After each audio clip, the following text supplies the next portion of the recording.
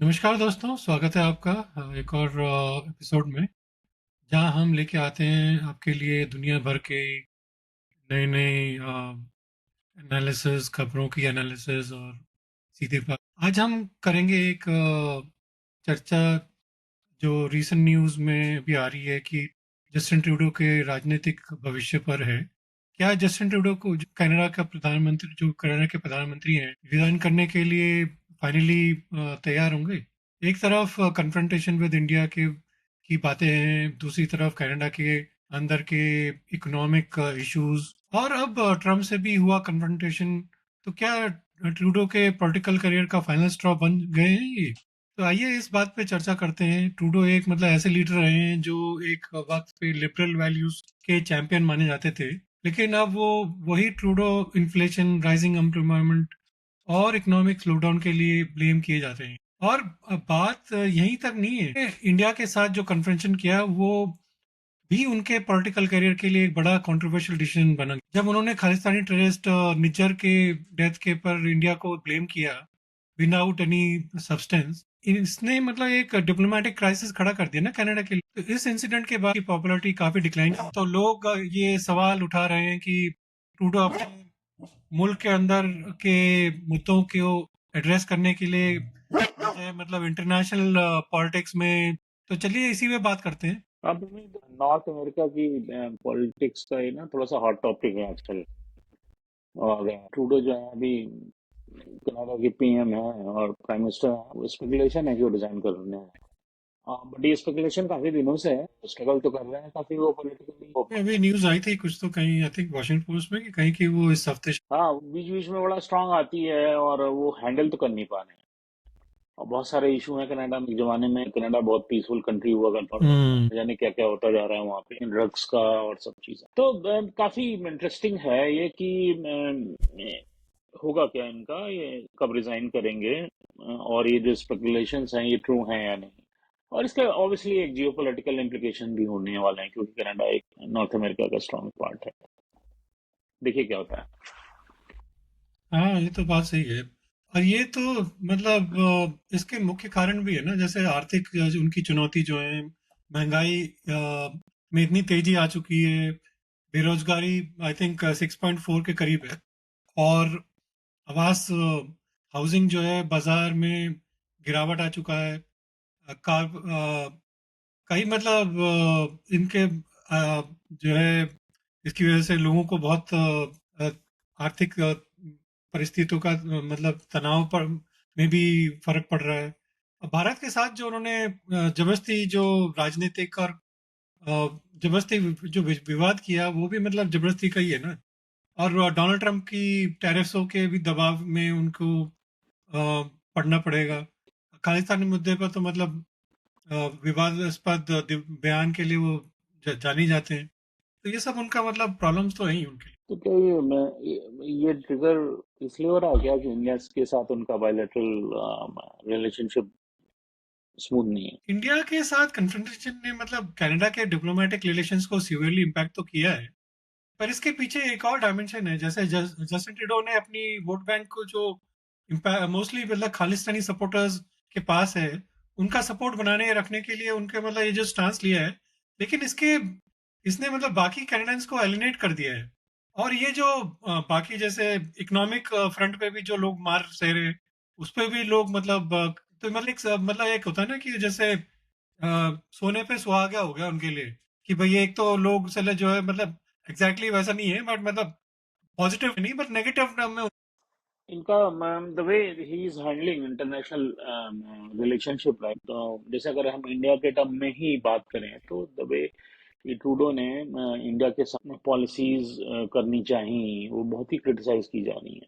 अगर इंडिया और कनाडा की सिर्फ बात करें तो ट्रूडो की पॉलिसी ना काफी, और या स्ट्रैटेजी काफी वीक नजर आती है। उधर हमारे प्राइम मिनिस्टर मोदी हैं, और डिप्लोमेटिकली इज वेरी स्ट्रांग, और इंटरनेशनल रिलेशनशिप में काफी स्ट्रांग है वो। तो उसमें थोड़ा सा ट्रूडो स्ट्रगल करते दिखते हैं। और जिस तरह से इंडिया ने अपना जिसको कहते हैं ना स्ट्रांग रिबुटल दिया है कनाडा को, और कनाडा के इंटरनल इश्यूज हैं उनको हाईलाइट किया, और ट्रूडो की क्रेडिबिलिटी पे भी क्वेश्चन उठ गया है इसकी वजह से, राइट? तो मैं एक इंस्टेंस दे रहा हूँ कि इंडिया और कनाडा के इंटरनेशनल रिलेशनशिप में ट्रूडो का क्या डैमेज हो गया। और ट्रूडो ने जैसे, अगर आप देखो, ये निज्जर जो है तो उसके मर्डर पे बिना कोई एक सॉलिड प्रूफ के एक किसी कंट्री पे होता है कि भाई do you have any proof. तो he struggled, right? He was trying to make a story, और इंडिया ने इस ब्लेम, इसके पॉलिटिकल इम्प्लीकेशन क्या होंगे? मतलब लिबरल पार्टी में नया नेतृत्व तो आएगा ही। कंजर्वेटिव पार्टी का मतलब थोड़ा भी एक्चुअली इम्पैक्ट होगा, क्योंकि उनके पोटेंशियल सक्सेसर्स जैसे हैं डोमिनिक ली बैंक हैं, मेलानी जोली भी हो सकती है, मार्क कार्नी है। तो ये मतलब उनके पोटेंशियल सक्सेसर्स हैं, but I think leadership change भी चाहे हो जाए, लिबरल पार्टी बहुत मतलब इस समय वीक पोजीशन में है। ऑलिवेयर जो उनके जो ऑपोजिशन वाले हैं, वो काफी स्ट्रांग पोजीशन में, तो उनको मतलब जब भी चुनाव होंगे नेक्स्ट ईयर, आई थिंक उनको जो है फायदा तो होगा। तो वो पूरी एक फैमिली ड्रिवन पार्टी बनती जा रही है, वो तो इंडिया वाला कांग्रेस होंगे। तो अब देखो, जो ट्रूडो के अगर ट्रूडो का एग्जिट होता है, अगर मतलब इफ लगा है, इंडियन कनाडा के जो है ना रिलेशनशिप में एक नया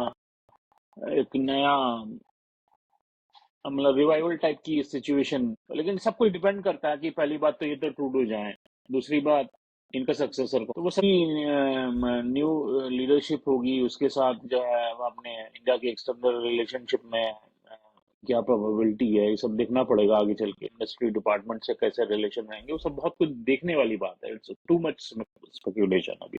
इंडिया के साथ कन्फ्रंटेशन ने मतलब कनाडा के डिप्लोमेटिक रिलेशंस को सीवियरली इम्पैक्ट किया है ना।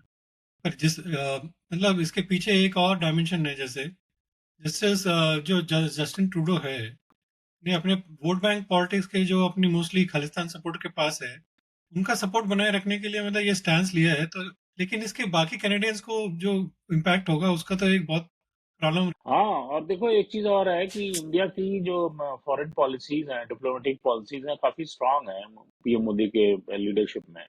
उसके सामने अगर तुम देखो, कंपेयर करो एप्पल टू एप्पल, और ट्रूडो की पॉलिसी बहुत ही वीक है। जैसा कि अभी हम लोग ने डिस्कस करते समय बोला कि वो ट्रूडो इज लूजिंग ग्राउंड। और तो और अभी वो ट्रम्प के साथ भी उनका जो डिस्कशन हुआ था, उसमें तो मतलब क्या बोला जाएगा किसी बहुत ही प्रॉब्लमेटिक है। कनाडा के सारे इंटरनल इश्यूज जो हैं उसको हाईलाइट किया इंटरनेशनल फ्रंट पे, और उसके ट्रूडो की क्रेडिबिलिटी जो है बहुत डाउन होती जा रही है। तो बड़ा, I think Canada is going through a very low phase. Trudeau के रिजाइन करने के पीछे कनाडा के अंदर के जो प्रॉब्लम्स, इन्फ्लेशन की वजह से कॉस्ट ऑफ लिविंग बहुत ज्यादा हो चुका है, तो दूर मतलब उसकी लोग रेंट अफोर्ड नहीं कर सकते पे, और उसके लिए स्ट्रगल कर रहे हैं। हाँ, मार्केट इधर रेंटल और जो आप बाई करते हो, वो बहुत ही आउट ऑफ द कंट्रोल है अभी से नहीं, बहुत सालों से। किस चीज की प्रॉब्लम है? कनाडा में इतनी ज्यादा है, लैंड वर्सेस जो पॉपुलेशन का जो रेशियो क्योंकि होता है, तो प्रॉब्लम क्या है? मेरे को समझ में आता, हाउसिंग मार्केट इतना आउट ऑफ कंट्रोल क्यों? हालांकि है, और तुम्हारा इन्फ्लेशन है, वो ग्लोबल प्रॉब्लम है, मे बी वो कंट्रोल नहीं हो पा, वो हर कंट्री की प्रॉब्लम। तो जैसे जॉब सिचुएशन की बात करें, खराब है, वो ग्लोबली हर जगह प्रॉब्लम है, यूएस में नहीं, क्या इंडिया में नहीं, हर जगह है। तो अब अनएम्प्लॉयमेंट रेट है या इन्फ्लेशन, चलो उसको एक साइड कर दो, क्योंकि ग्लोबल फिनोमिना कंट्री में देखो, हाउसिंग हाउसिंग सेक्टर का नहीं सोच, इतना ज्यादा रेंट, तो इतनी ऑपोजिशन ने भी ज्यादा तो हाउस सब की मुद्दों कॉस्ट को है। हाईलाइट किया है ना। तो जैसे ट्रूडो ने एक स्ट्रांग जवाब देने को मुश्किल हो गया ट्रूडो के लिए। यही हम्म। रीजन है कि उनकी अपनी लिबरल पार्टी अंदर भी डिसेंट बढ़ता जा रहा है। अब ट्रम्प की एंट्री भी तो एक मतलब एक्चुअली बहुत ज्यादा उनके लिए इम्पैक्ट कर गई ना। जब ट्रूडो और ट्रम्प के बीच रीसेंट कन्फ्रंटेशन हुआ, तो ट्रूडो को इंटरनेशनल पॉलिटिक्स में मतलब और प्रेशर हो गया, क्योंकि उनका तो यूएस से ही, भाई हम्म। यूएस ही तो उनको सपोर्ट करता था, खिलाफ भी तो यूएस ने ही चोक दे रखी थी।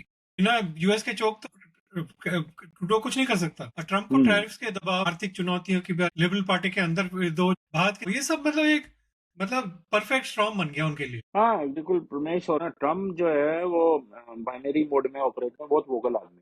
वो कॉन्टिन्यूसली ट्रूडो को, और उनका जो